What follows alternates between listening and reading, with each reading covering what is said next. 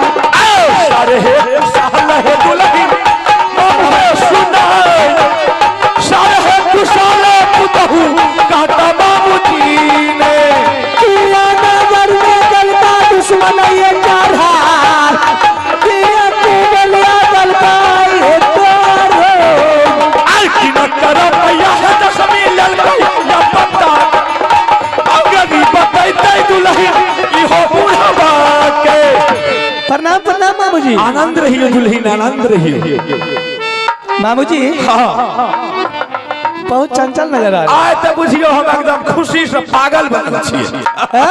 हाँ खुशी से पागल बने हुए। अहाँ अगर जन जेबे ने तो हम तो दुइये हाथ फाने छिए, यहाँ 4 हाथ फाने लग।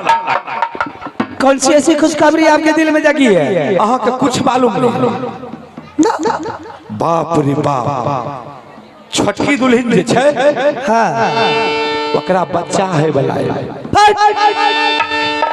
छै बात के जगह बताइए। हमें कहे छिए बढ़िया बात त कहे छिए फट, हमरा में कुत्तो बिलाई से बेसी माने छै। मेरे देवर बाल ब्रह्मचारी, आप कहते हैं कि उसको बच्चा होने वाला। बाल ब्रह्मचारी है, ऐसे 8 महीना पहले वो प्रेसिडेंट कर्मचारी बनले रहे। अच्छा हाँ सच बोल रहे हैं मामू जी? हाँ ऊपरे में छियै ओकर समय अब तब न छै। कोन दिना भए जेतै कोन घड़ी भए जेतै कहना मुश्किल छै। अच्छा यानी समय पूरा है? एकदम पूर्ण समय छै। हमरा लग छोटकी दुल्हन बोलले हाँ कल के मामू जी हम की करिए मामू जी, हमरा तो बड़की दीदी से हमरा झगड़ा भए गेलै, लेकिन हम ओकरा कहै नहीं जे हमरा शर्म होइ छै। हम अहाँ के कह दे अहाँ हमर देखभाल करबे। अब बतैयो हम मर्दाना ओकर की देखभाल एहि लेकिन हम अहाँ के जाने देलहुँ खबर। इसलिए आप खुशी मना रहे हैं? हम एकदम फूल खुशी में छिए थे क्योंकि आपको जोड़ा पोता होगा ना? जोड़ा पोता होगा बस दोनों तरफ से नाश्ता पानी मिलेगा, खाते खाते पेट फट जाए। अरे बाप पहले 1 कप चाय आवे रहे, अब बैठबे तो 2 कप चाहिए। किया ना खुशी में रहबे मामू जी? हाँ सारे खुशहाली को सोना रानी मिट्टी में मिला देगी। ई कौन बात? बिल्कुल सही कह रही हूँ। अगर मेरी गोदनी को कोख से बच्चा पैदा ले लिया, अगर गोद में खेला लिया, तो मैं आपके वो 1.5 टांग वाला बेटा उसको मैं हत्या कर दूंगी। अरे बाप ये तो उल्टा गंगा बह लगले हो। ई कौन बात है मामू जी? सोना रानी वो बात को बिसरी है नहीं, याद रखी हुई। हमरा कहियो न कौन बात? मैंने आंचल में उसको गांठ बांध कर रखी हुई। मामू जी एक समय की बात है कि मेरे बेटा इंदल कन्वर्ज में स्कूल में पढ़ने के लिए गया था। अच्छा हाँ। इधर मेरे स्वामीनाथ के दिल में अरमान जग गया कि मेरे जीते जिंदगी में मेरे भाई रुदल सिंह राजगद्दी पर बैठकर कुछ दिन अगर राजनीति की फील्ड में उतर जाएंगे तो ये राज को हमें आगे बीड़ हो जाऊंगा तो रुदल सिंह संभाल सकता है। हाँ बात सही। देवर बैठने से इनकार जा रहा था, लेकिन मजबूरी हालात में बैठना पड़ा। बेटा नादान था, स्कूल से पढ़कर आया, सारे सेनापति लग सभा लगा हुआ था, मेरे देवर राजगद्दी पर बैठा हुआ था, मेरे स्वामीनाथ नीचे पंक्ति मारकर बैठे हुए। बच्चा चाह नहीं समझ सका, नादानी हालात में रुदल को ठुकरा दिया। अच्छा ठुकराने के बावजूद रुदल बाबू ने जैसे आकाश से बिजली छिटक कर गिरती सरजमीन पर उसी तरह चूर होकर गिर गया। आवाज लगाया, रो रो के मुझसे कहने लगा कि भाभी मेरे साथ तेरा बेटा ने ऐसा घटना किया है। मैंने उसे कहा कि तेरे पास में लंगी तलवार था, तूने बर्दाश्त क्यों किया? मेरे बेटा को मेरे नजरों के सामने मैं 17 टुकड़ा कर देता। सोना रानी कुछ नहीं बोलती। मैंने इंदल सिंह को बुलाकर उसके चरणों पे गिरा दिया कि तुमने अपनी गलती की माफी मांग। कंस की तरह उठाकर फेंका, मेरे नजरों के सामने सैकड़ों कोड़ा मेरे बेटा को मारा। सोना रानी की दिल में बदले की आग सुलग रही थी, लेकिन मेरी जुबान खामोश थी। बताइयो तो अरे बच्चा रहे नहीं लागल के गोर तक कोना नहीं आए भागे। उसके बाद देवा पंडित और दोनों मिलकर मेरे बेटा की कवच कुंडल खोल रहा था। मैं अपने आंख से देख रही थी, लेकिन जुबान को मैं खामोश किए हुए। आंख बोला नहीं है कुछ। मामू जी उसमें राज था कि इसलिए नहीं बोलती थी। लेकिन जाते जाते मेरे नजरों के सामने रुदल सिंह ने चालन ठोक कर गया। इंदल सिंह कान खोलकर सुन ले, इसी टाइम इसी वक्त मैं जा रहा हूँ तुमसे सुंदर बेटा पैदा करने के लिए। अरे बाप रे बाप बताइयो। और तुम्हारा जोड़ा लगा कर रहूंगा। उसी दिन सोना रानी सोई हुई नागिन जग गई। और उसी दिन मैंने प्रतिज्ञा की कि मेरी रातें हुए अगर फूला रानी या रुदल सिंह गोद में बच्चा खेला लिया तो सोना रानी की जिंदगी बेकार है। तब तो हमरा मुँहे के बात अहाँ छीन लेते। हमू तो यहाँ तलाश में रहिए। हमू तो यहाँ भांज में रहिए जे कहलिए जे बड़ी पुतोह के कहना का बुझा समझा के कहबे जे ओकर डिभी नहीं जन्मना चाहिए महबा किला राज में। बस बस बस बस बस मामू जी यही बात है। निकालिए अपना पत्र उतारिए, कोई पॉइंट ऐसा मिलता है सोना रानी को बताइए, मैं वैसा ही दुर्घटना उसके साथ करूंगी। पॉइंट के हमरा लगन तब पोटरी छे, पॉइंट के कोन कमी छे?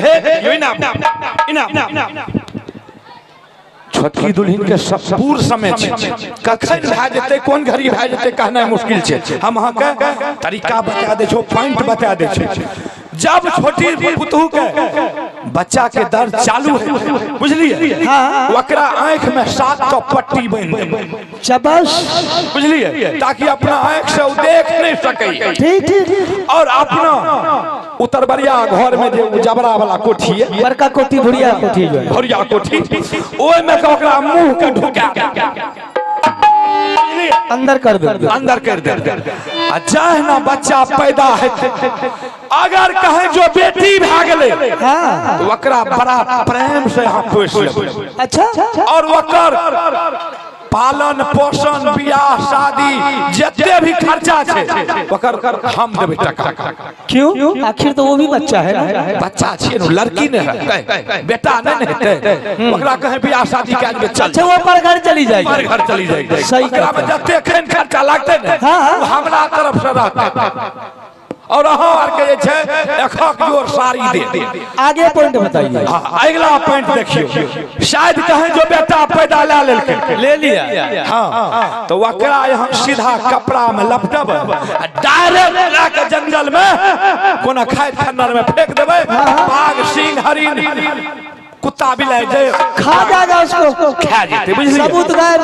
और वहां से चले और वकरा आगा में ईटा एगो बढ़िया से कपड़ा में लपेट के रख देबे। बच्चा मांगबे करते, वकरा ईटा पकड़ा देबे, ओकरा कहबे तोरा क्विक से यहाँ जंगल हम की करब। हाँ, बस। लेकिन वकर खानदान के नाम में महबा किला में डिभी नहीं रहना चाहिए, उखाड़ के फेंक देना। आपकी जिंदगी रहना चाहिए बाबूजी, मैं उखाड़ के क्या उसको साफ क्लियर कर दूंगा। ठीक भाने के लगे आह ना करना या चाहे खातिर ल जते मुर्गा मुर्गी कर जा जे हते से देखल जाए। ठीक छै, हम जाय छी। ठीक है बाबूजी। हेरे तब महाराजा दया वकीला पकड़ो रही कबूलियन के दहिया में मिलैया मंदिर मंदिर को जाना है, बदला से भाई भाई हो दुश्मन से जाए, बदला से भाई भाई हो अब दुश्मन से।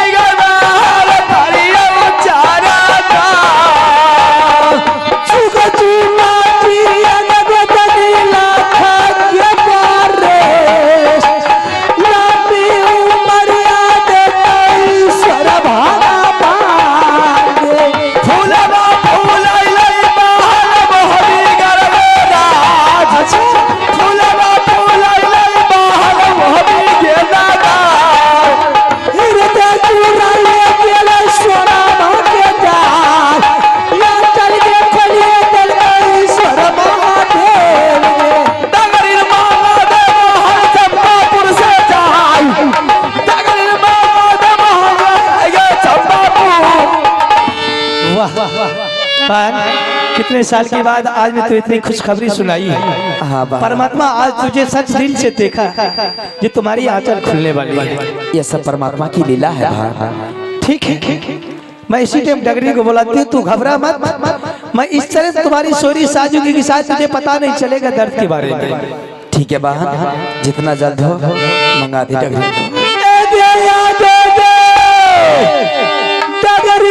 बाबू कैचा बापू रसगेगा करे छोटू कारी रानी सोडमा आगे दादा रिनिया बाहिर करो ले जाबू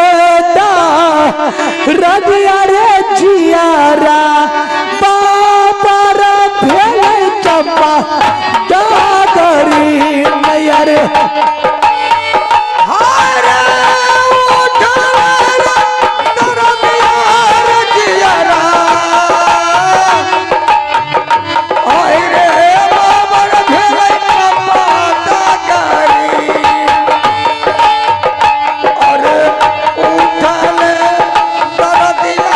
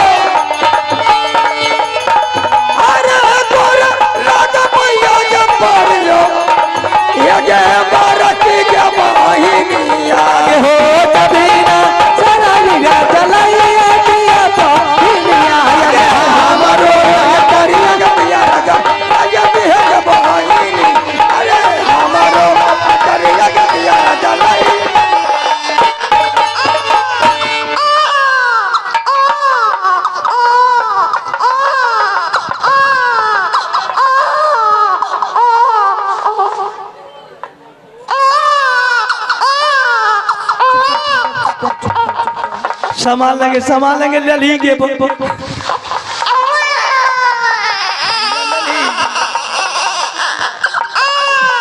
कथी चाहिए भाभी जी, बात तो ये तो सबर गए, इतना अच्छा लड़का हुआ है। अच्छा लड़का है? हाँ, नाक नक्शा कैसन छेगे? ये तो बापे नहीं दे छे, बाप बेटे दोनों साथ है। अच्छा 32 के नाक से सुगासन के ठोर छे। अबे कत्ते कल्ला मार दादरी अखनी एते चिल्लाबे छे। गे डगरी ई बचवा तू हमरा दा दे। सुनियो तोरा जात में बान भाग लो कि रात बिरात नहीं जाले दे छो। ककरो सोरी साजेले। हां? तो तू एत से चल जा मंत्री के साथ। हमें टायर गाड़ी में जिते तोर दान डाली जतौन पसौन है तो सब हम मंत्री के हाथ भेज देबो। हां? ला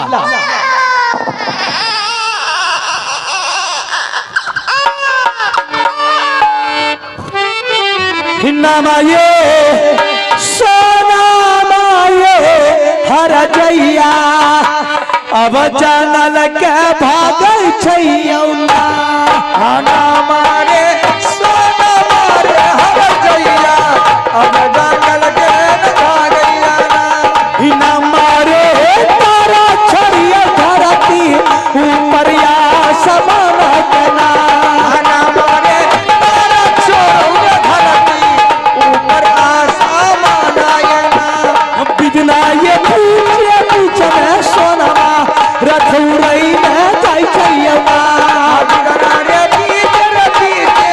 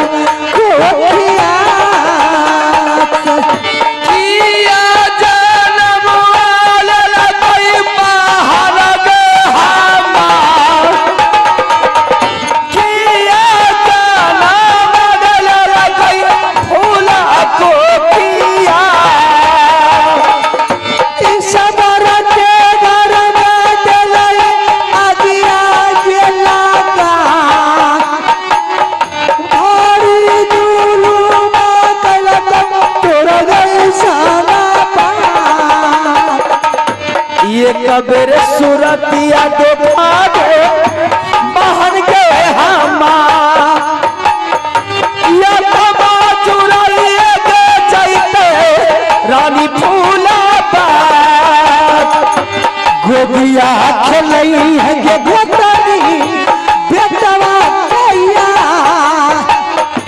दूधा बोतली है गोतली बत्ती सुआवा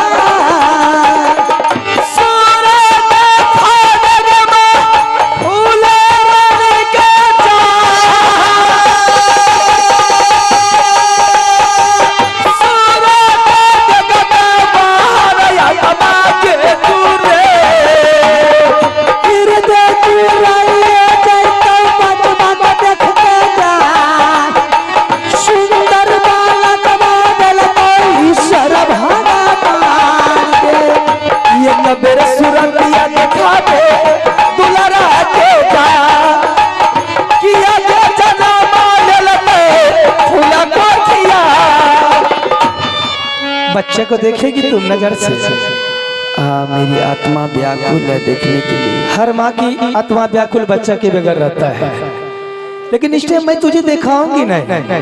क्यों बा? इसलिए परमात्मा तो तेरे कोख में संतान दिया जरूर, लेकिन बहुत नाजुक है। क्या? अगर मैं उसे संभाल कर नहीं रखूंगी तो न जाने बाइलिक्स कुछ हो सकता है।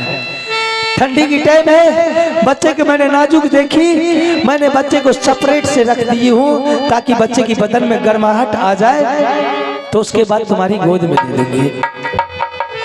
चल तुम्हारी भी कांच कोठी है, गर्म पानी की व्यवस्था कर चुकी हूँ मैं। तुम जब तक स्नान करेगी बच्चे की बदन में गर्मी आ जाएगा, आराम से तू उसे दूध पिलाकर प्यार से सुला देना। ठीक है चलो।